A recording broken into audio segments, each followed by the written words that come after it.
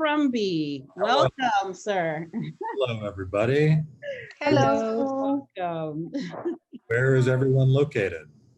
We are actually we are in Southeast Florida, most of us, and then we do also cover Cape Coral is Okay. Lucy's area, and then Michelle is in Port Charlotte, Florida, and who else? Because we also cover Orlando area. I don't think our Orlando people are here, but we have a good mix here today. It's So good to thank meet you all. I'm happy to be yes. here. Well, thank you so much for being generous with your time. Happy to. And I'm going to first just introduce you. I mean, pretty much everybody looked you up, so but we're going to go ahead and get started. So Dave is the founder and CEO of Realvolve that also merged with Firepoint, a state-of-the-art customer relationship management platform built expressly for real estate agents. Dave began his real estate career as an agent in 1996. Dave authored in 2013 the book titled Real, A Path to Passion, Purpose, and Profits in Real Estate that has become a bestseller. The book features Dave's experience and the wisdom of other successful real estate leaders, such as the CEO of Zillow, Trulia, Better Homes and Gardens, and many, many others. So we are very, very honored to have him as our special guest. And so let's all welcome Dave Crumby. Even though it's virtual, we Welcome. can clap. Thank you for having me. I appreciate it. It's good to be here with you all. Yes, so we just wanted to start off because, as I told you, this is our book club, and we were just so excited by the title of the book to be able to read it this month. So, if you could just share with us a little bit about your background and your journey from starting from real estate or whatever you feel free to Sure. share with us. Well, I have been an entrepreneur all my life, starting with the paper route when I was 12 years old, roughly. And my first exposure to real estate was riding my bike all over town with paper route bags on my handlebars and cutting through the parking lot of a company called, I think it was Century 21 at the time. And this was back in the 80s when all the realtors had really big hair and big cars and big jewelry. And I was fascinated just by the people I saw. They were a little bit different in the town that I grew up with. So that was my introduction to real estate. So when I was 19 years old, I packed my Ford Tempo full of everything that I owned, and I drove from the small town that I grew up in to Phoenix, Arizona. And I didn't know anyone. I didn't have a job. I stayed at Motel 6 my first night. And the next day, I was looking in the classified ads for a room to rent in someone's house that I had no idea who they were. So within the next week, I had gotten a job working at a bank, and at night I went to real estate school.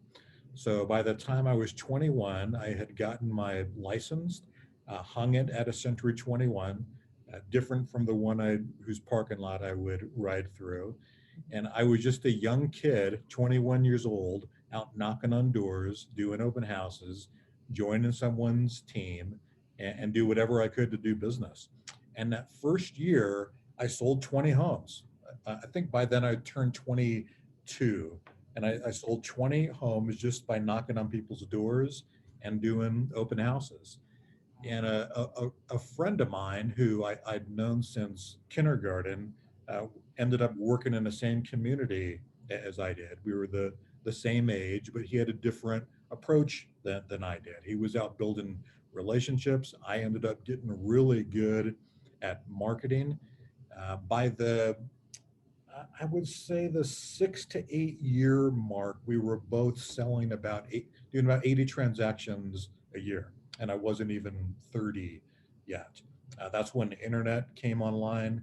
I had one of the first searchable home websites in the town that I served because I figured out how to download the MLS and put everything online. So you were the start of IDX? one of them to the point to where the MLS service said they were going to yank my license because I did not get authorization from them. But it worked. So by the 10-year mark, and this is starting to approach 2007-ish, I was averaging about 100 transactions a year. My friend that I grew up with, I would say were friends, colleague, worked at a different brokerage, was also at that 100 transaction year mark. And then 2008 happened, and mortgages went away. All the transaction volume kind of ceased to exist.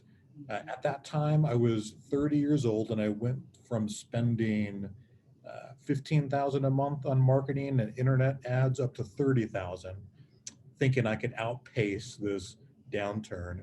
And it did not matter what I did. My business sunk to about back to down to maybe 20 transactions. Meanwhile, my buddy never skipped a beat because his business was built on relationships, in the community and past clients, where mine was new. So I had some time to do a lot of thinking, contemplation, speaking with other agents across the country, and that's how the idea of the book was born. Wow, that's an awesome story. So, I mean, so when you decided to leave real estate, what went through your mind to say, okay, let me leave real estate and develop this Start company? a software company. Yes. Well, it kind of started when things were really going really well, and I was at that 100 transaction a year mark. Uh, Mhm. a lot of when you're performing at that level, a lot of people come to you to do stuff. So Right. I was doing consulting for a national brand. I was a consultant for a national coach that everyone has heard of. And so I was slowly kind of working my way out of doing transactions because, let's be honest, it is a wonderful business, but it's not easy if you don't have the right approach to make a career. Yeah, Right, exactly. you have to think long term. You have to, think about the sustainability of your efforts and your energy. Mhm. And if you don't have those correct ingredients in place, which I did not, then it becomes a struggle.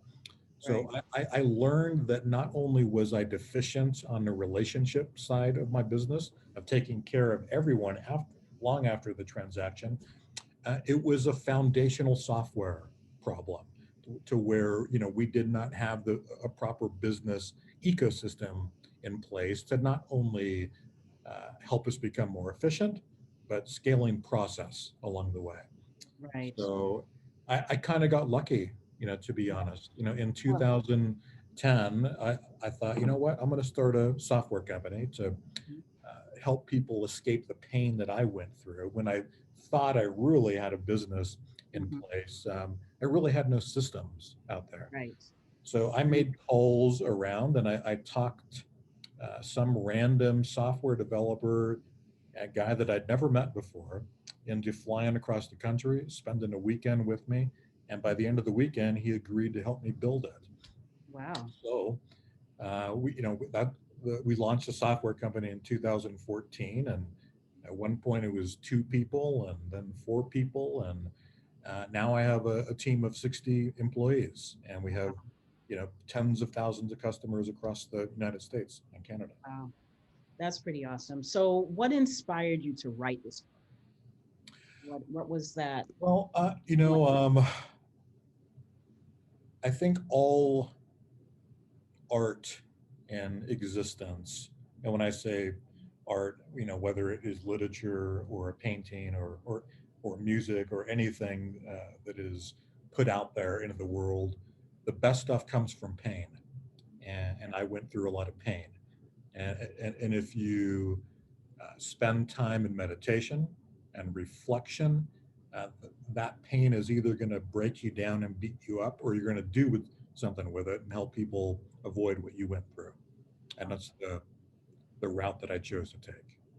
And so, I mean, that's pretty powerful. So, what made you actually say, okay, I'm going to write this book? Like, what was the process Did you have to get a publisher? Oh, that's a good. I did everything on my own, actually, Wow. and I just started writing one day about some specific items that I remember going through, and once you start any initiative and you really pour yourself into it, things just start flowing.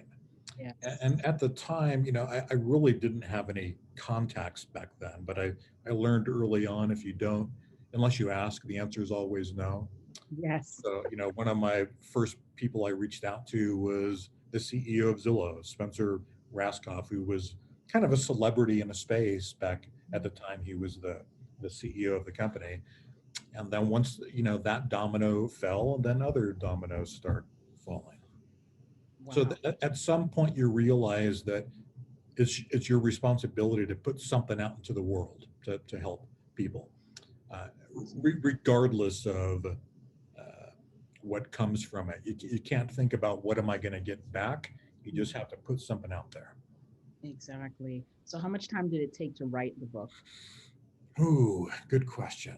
Not long. I would say the organizational of getting everyone to make contributions to it. It was a good 6 month process.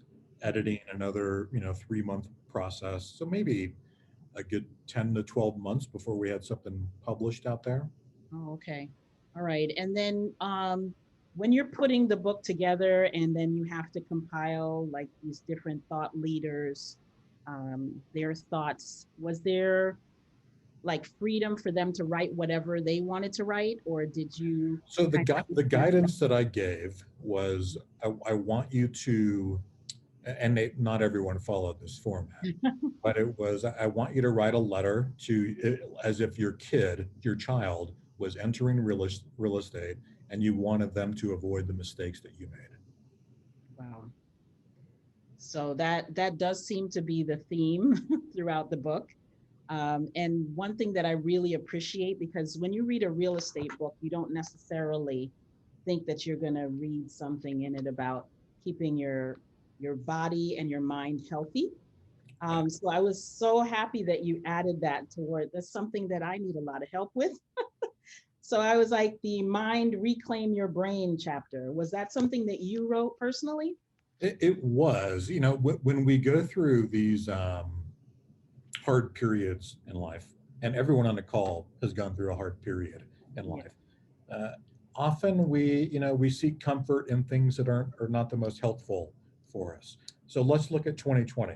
2020 was a tough year, and I don't think that we all uh, quite yet grasp how that's impacted us as human beings. I mean, we endured a year that really not many people alive have gone through. Something that global maybe happens every 100 years, Right. and we, for the most part, survived it. And a lot of us have maybe lost some friends and family during this time. And So we have there no was a idea lot of how it's going to affect us long term. We have right, no clue. yeah. There's a lot of fear. There's a lot of anxiety, a lot of unknown, uh, Right. and we can either let those periods break us down, and I'd have to concede, the stress of the onset of that event, when I had 60 employees at the time, not knowing what's going to, come a few months or a year down the road.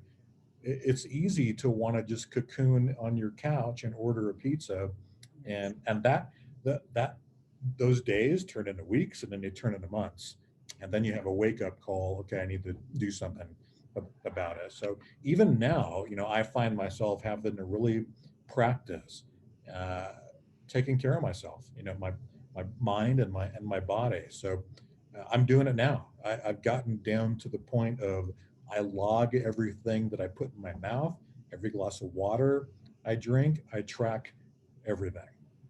Wow. Yeah, Amazing. I know that's a little maybe over the top, but that helps me kind of dial things back in to see where I'm at. Well, it's so important. And I think so many of us don't think we just run, run, run, and we don't think that we need to recoup Right. and and replenish. ourselves and our energy. So this was like a great reminder, and even how much we are on social media and the mindless watching of TV. It's just a reminder of how we need to take some quiet time and some time for ourselves, just to be able to reclaim our strength, basically. So that was very important. I see a lot of young people on the call here. Yes, Getting the good habits now. We have one body to get through life with, and I turned 50 this year, and I turned 50 this month. right. Yay. So I can tell you that the days and the weeks can go by slow, but the years and decades go by fast. Fast. So just get in a good cadence of habits now, today. Don't wait till it's too late. Absolutely. That's a great reminder. And what I'm going to do, I'm going to get some of them involved in this call, because a couple of them are really excited to share their favorite parts of the book and any questions they may have. So I'm going to call out Brenda first, to be able to share. Actually, one of my, thank you again so much, actually, before I get started with my little note of what's my favorite. Thank you so much for doing this. It's a very generous gift of your time to share with us after already writing this wonderful book. And your statement earlier about we only have one body to get through life with, those aspects of the book, I think is what resonated with me really well. Um, One of my highlights was it's not within our biological rhythm to have sustained energy and interest for long periods of time. We need alternating periods of rest, adventure, and other activities to keep our brains and bodies fueled and inspired. And I think, like you said, especially kind of coming through the pandemic, where leading up to it, there was this hustle mindset. You'll rest when you're dead, or all the other stuff that we see out there, and most people were just frazzled. Yeah. And so even though the pandemic was a shock for us, I think it was almost a reset Sure. for me in Absolutely. some ways. It shut everything else down and kind of distilled everything down to its essential components. Yep. And man, your book, all of the individual letters were just really not just inspirational, but were essential, I think, to reset. Yeah. Thank you. I have not read the book in years now. So you sharing, that specific paragraph, really brings back some memories, and it's like, wow, I wrote that. That's not bad.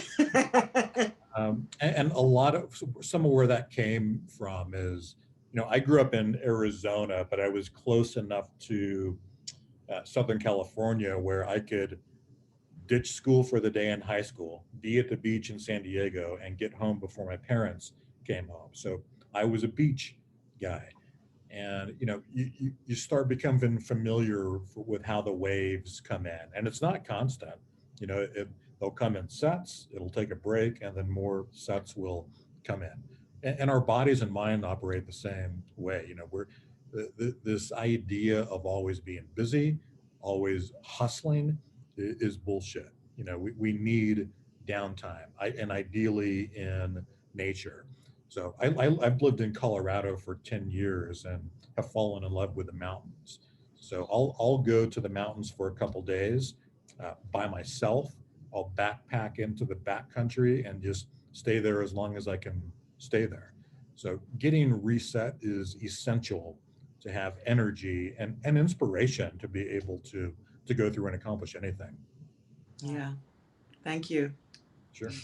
So, Deneric, I know you rode through this book. You there, Deneric? You I'm have any here. comments that you'd like to share? Well, again, thank you so much for taking your time. Thank you so much to help turn me back into a reader, because I was not one that really liked to read. But coming from out of education for the past 26 years and coming into this, I just thought, I can do it. I can sell. I can do this. but the page 155, 156, no one told me that I had to actually work just to start up all over again. So I was so used to education, just doing something, over and over and over, repetition. And to do this, oftentimes I got discouraged. I never told anybody. I got discouraged, but then to read this book, it has given me insight and given me hope that I know that I can do it. So I have encouragement from my team members, but just to read this and I mean, so many good points in this book. It was like kind of hard to put it down. I knew I had to sleep, but I'm just in the bed with this book. But it's an awesome book, and I Well, just really appreciate it. thank you for sharing that. And spoiler alert, life never gets easy. We never reach a state where things are perpetually easy and smooth. We're always having to reinvent ourselves. So if when I started the software company, I had this idea. Well, if we can just get 1,000 customers, I'll be able to, go live over here and not really have to do much. How wrong I was. So we're a $10 million a year company in revenue, and it is still really hard. So for every new level that you get to, it's going to require new demands of yourself, a new version of yourself. So the education that we all have to go through, it's never ending. But that's the good stuff. Yes. Well, since you brought that up about how many employees you have, did you have any training to start your company, or was it just you had the inspiration and you rode with it? Yeah. So when you're doing the right things in life, serendipity kind of happens, and the right people start showing up. That's a clue that you're on the right track in things. Mhm. So I remember being maybe 3 years into this, and which is nothing. We're just getting started, and hiring my fourth W-2 employee, and he agreed to come on for 60,000, which a year, which was probably a third of what he was making at his previous uh, position. But he saw something in me, believed in a direction that we were headed. Now he's our chief operations officer. Uh, but no, I'm always having to learn new things, and there's always new challenges and demands on what our employees expect.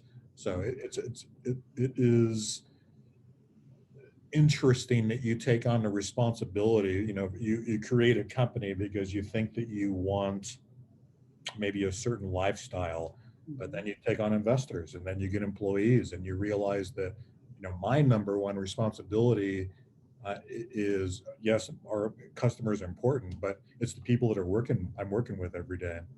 We're Yes. responsible for their livelihood, which means that we have to pay a living wage, that they can go out and live life. We have to give them time off. We have to pay their health care benefits and dental and vision, and all those things that make up a quality of life and remove from the daily stressors that are always going to be present. Right, right. Yeah, that's so important to hear, because sometimes we venture off into, like, this career is a business, and sometimes, they may or may not have the training, and they're wondering, okay, where am I going? How am I going to get there?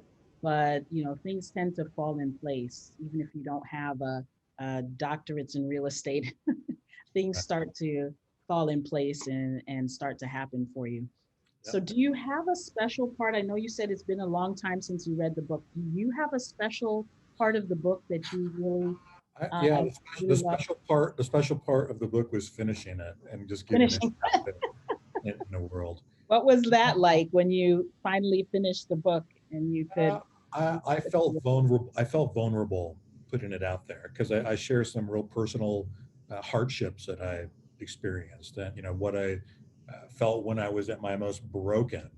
And you have to be able to be willing to put that out there in the world. When everyone loves a story of brokenness and then triumph to a certain extent. And getting through that. But if it was one specific part, maybe chapter one, when it was the acknowledgement of how important our job is. You know, to me, the heroes of the industry are agents, and not Zillow or big brands like Compass or Keller Williams. They're great companies, but Yes. it's the agents with the feet on the ground. You know, they're the ones that are doing work in communities and provide value to communities. It's the local agents who are going to sponsor a girls softball team or a little league team or soccer team. You know, it's you guys who are putting value into the communities. So acknowledging how important our role is in the fabric of the cities that we serve, and you know, taking that role seriously, and that and knowing that you have to be all in, and you have to think long term if you're going to not just accomplish your goals, but have a quality of life that is fitting of what your dreams are. Awesome. Well, I really like that you spoke about the importance of building relationships, and that's very much what our team is all about, more so than just having a transaction, but building relationships. So it was a confirmation for us as a team how important it is to continue building relationships, to have a long-term business, Yep. and for our own fulfillment as well. It brings us joy to be able to build those relationships long term, Right. not just until closing. So, any other team members have anything else to share from the book?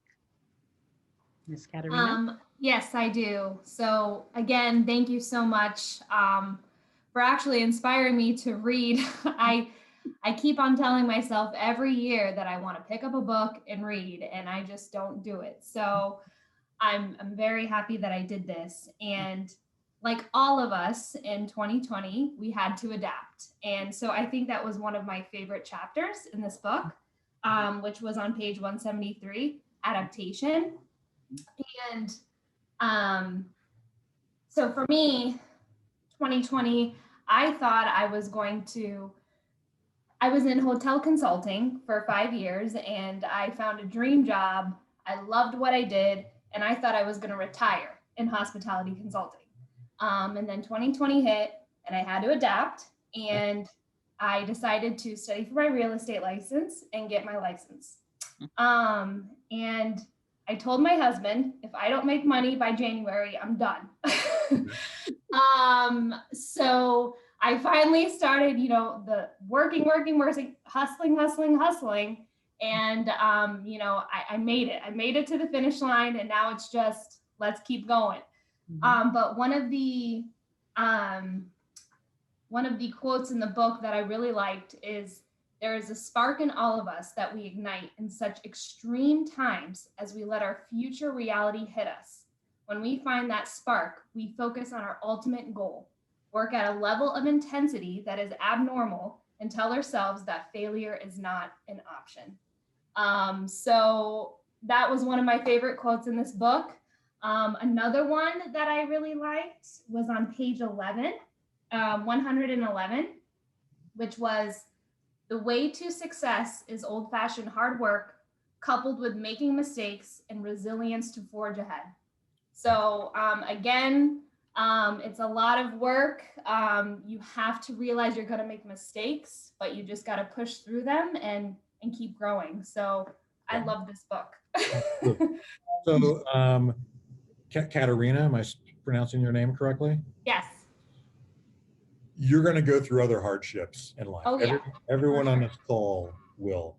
But it is so important for you to take an inventory of what you just went through and how your determination allowed you to experience this win, this willingness to adapt, and remember when the next whatever comes, maybe aliens are going to land, who knows, that you've adapted before, that you have a history with this.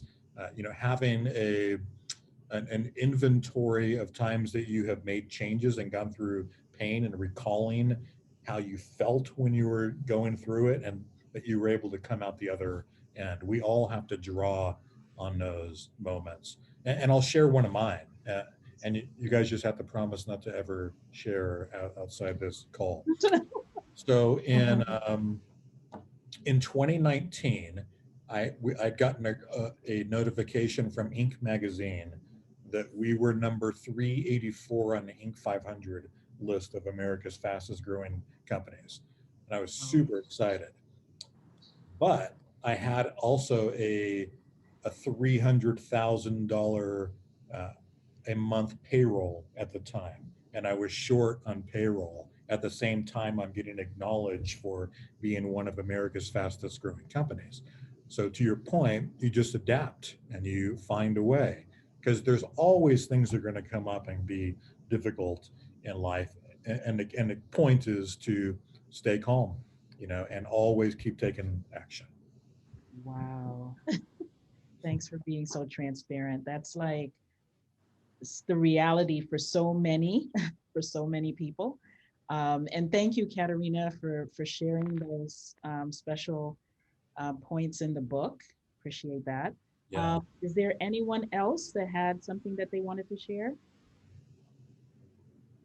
I had another favorite aspect of the book, and I think it was your chapter on authenticity. That one kind of hit me really. It talks about kind of figuring out who you are, and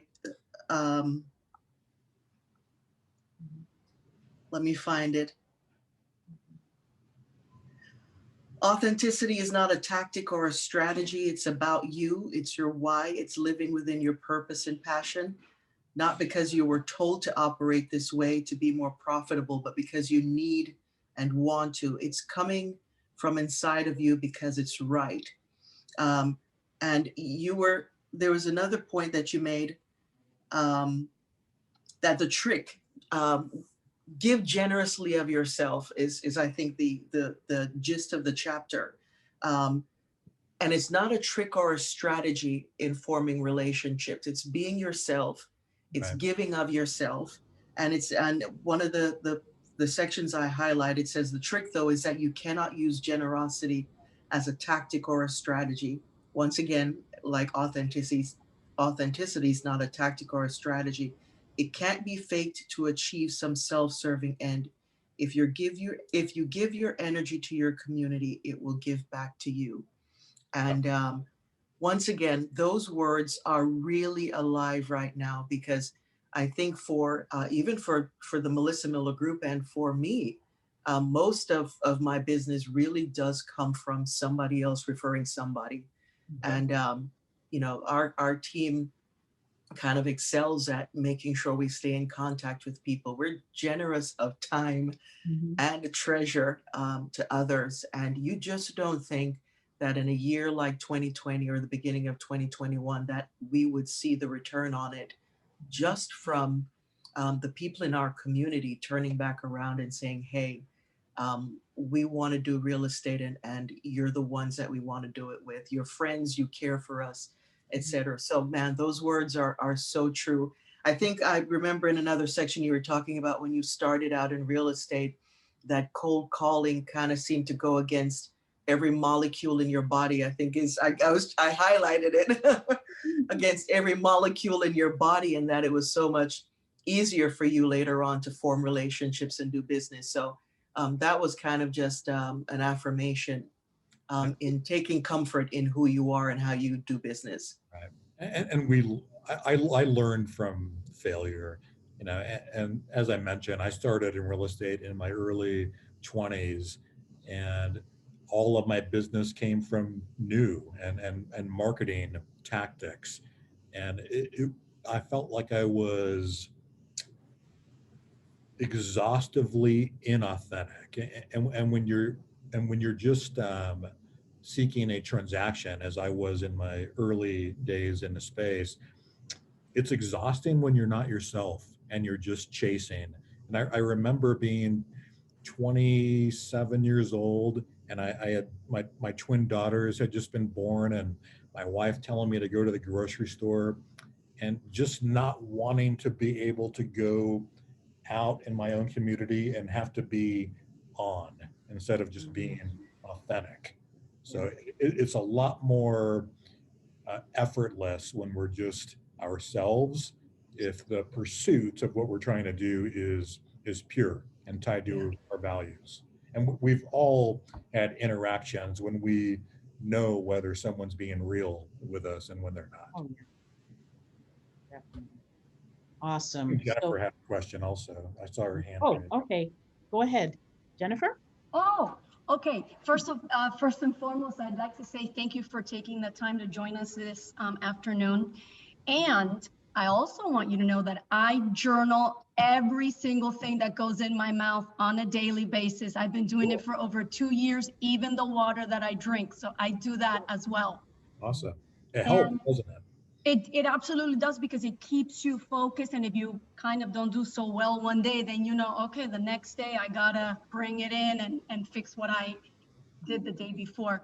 But one of the chapters, or one of the areas that I read that immediately, I even read it to my daughter. I have 2 daughters, and one of them is in the process of applying to colleges and getting acceptance letters and getting postponements and so forth. And the chapter that says career advice for my daughter, I actually read that to her. And because there's moments there she's so sad, she doesn't get accepted or she gets postponed, but mom, and I tell her, you know what, be proud. And it says it here, be proud of everything that you've accomplished, every little bit, no matter if it's not exactly what you wanted at the moment, it's a step in the right direction, and to never give up. And for me, I took so much from that, because I'm always telling her that never give up. And then taking it to me, coming from being a teacher for over 20 years, going into real estate, which I'm not, it's all new to me, you know, I'm not going to give up. And so that chapter just kind of, it was perfect for me to share it with her and to take it in for both of us. Right. Cool. Teachers make wonderful real estate agents, by the way. I've seen it time and time again. We're seeing it now. We're seeing it. I think Katarina had one other thing to say. Yes, I did want to say one other thing. There was another highlight in the book where they talked about the difference between customer service and the customer experience. And that just by far, I mean, with the Melissa Miller group, I mean, there's just no other experience. And so a lot of people talked about when you're starting off in your real estate career, you need to find the good mentors and a good team. And it's so true, because there's just so much involved in the whole real estate process. But if you can create that great customer experience versus just customer service, you're going to get that referral business, create those relationships, because they'll remember the experience. And it specifically says in the book, what many now prefer to spend their money on is an experience, not a service. So I just wanted to highlight that too. So to that point, there is a, gosh, I'm trying to remember the term. It's called the peak valley rule. So what people, all real estate transactions are easy, right? Nothing ever goes wrong, ever. There is what is called a peak valley rule in your relationships that you have when you're doing a transaction. And what your clients are going to remember is the best that you made them feel and the worst that you made them feel. So when things go wrong, how you handle that matters.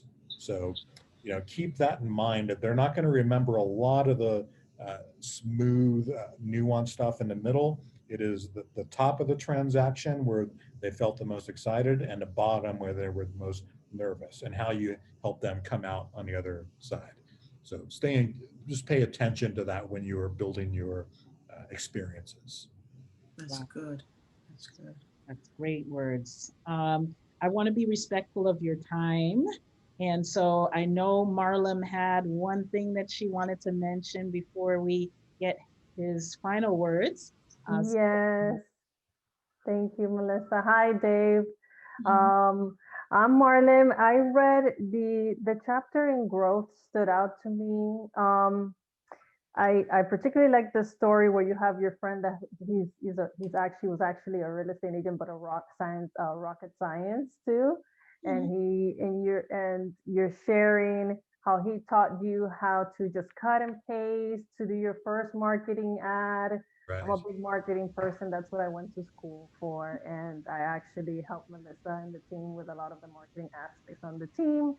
So I read that and I grabbed some scissors and started cutting and pasting. I'm not joking, Yeah. but that you've made a lot of process since then. And it shows how you can start, at a certain bracket in your career and just elevate your game. You built your own website. You were one of the first people in the market to offer password protected home search to the public.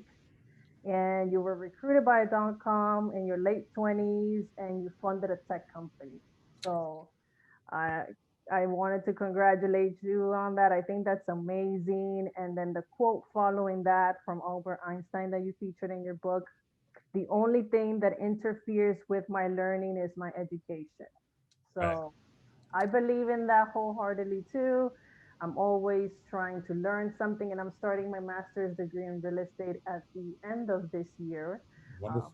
I believe, thank you. I believe studying, and always learning and searching is very important. So you inspired me greatly by that, being a tech person myself. So I just wanted to thank you. And that was an awesome chapter, the growth chapter. Are Team is you always growing. are you going to remain focused on the marketing side of real estate, or going to be practicing as an agent as well? I'm the sales manager for the team. So Okay. I help the agents with the sales and all of that and onboarding. And I also do help with the marketing aspect of the team as well. Cool. So I guess if I was going to give any marketing advice to the entire company, keep telling stories. Now, there's a reason that stories have endured for tens of thousands of years in our species. So the more you can touch people with stories and evidence of success and how you helped people, the more you're going to connect and resonate with your market. Very true. I Awesome. think that's the second time I hear that this month. Yeah. So it's a sign. Confirmation. So as we wrap this up, I just want you to share, anything new any new books you have coming out, or anything that you have in the next year or so that you're. I am considering writing a new book, with some of the leadership team and my company. And the working title of that, and it will likely change, is Real Ink. So it's kind of a part two to this book. And my thesis is most real estate agents, they treat their entire career as a sales job instead of going in with the mindset that you are operating a business. And it doesn't matter what type of business that you have on the planet, whether you have a nail shop, a coffee shop, or you're a real estate agent, you can't rely on an endless supply of new people coming in to your doors. You have to have those relationships in place, and you need a scalable process to help you manage. Because anyone can remember how to do 3 transactions a month and everything that goes along with that. But if you want to get to 10 or 20 or 50 transactions a month, you need scalable processes that provide that experience for people. Yes, yes, yes. And we know that you've done that very well with your softwares that you have created. So we thank you so much for sharing with us today. It has been a special gift, and I hope you can see and feel the legacy that you are leaving for all of us with that book. Thank you. We greatly appreciate you agreeing to do this. And thank you all for being part of the book club and being able to be here and share all of your insights with us. So thank you again, Mr. Dave Crumby. You have a wonderful evening, everyone. Thank you so much. Take Take care. Thank you, Dave. Bye. Bye. Bye-bye. Bye-bye. Thank you. That was great. Yes. Good stuff. I learned a lot from him in just a couple of minutes. Well, half an hour, 45 minutes. Yeah. You know, what's nice is when you hear, and Melissa, you've been doing this for a long time, and I'm sure Marlum's had her challenges, but when you go up and down over time in life, just with different things, business, life, it's nice to hear someone that's on the same page, that's real and didn't have a Yeah. bag of money in their back pocket. Like he Right. was just saying, he didn't have payroll one time, a $300,000, imagine that. Yes. And he started know? by, yeah, he's saying, he's sharing here in the book, started by cutting pieces, knew nothing, and now he has his own company. That's So awesome. some of us that don't come from money or parents are not leaving a real estate legacy for us, and we have to start from scratch. It's challenging, but It is, but it's not can make giving it. up. That's the No, most important thing. Yes. Don't give up, be a trooper, and just keep hustle bustling. yes, Exactly. Yeah, that was good. I didn't get to read the book, but just putting those pieces together was awesome. You know, Awesome. so that's nice. Well, nice Awesome. that you full were on. time to do it. And then you Yeah, have to catch up I with came on late, but I'll make sure that I get the other one Yeah. and read that one. So, Exactly. It's a good book to have on your bookshelf long term. yeah, That's good. definitely. All right. No, that Well, was thank awesome. you all. We will All talk right. soon. See you tomorrow, guys. Have dinner since I'm starving. Yeah. Okay, Lucy, nice seeing you. I'll talk to you later. Bye. Okay, bye.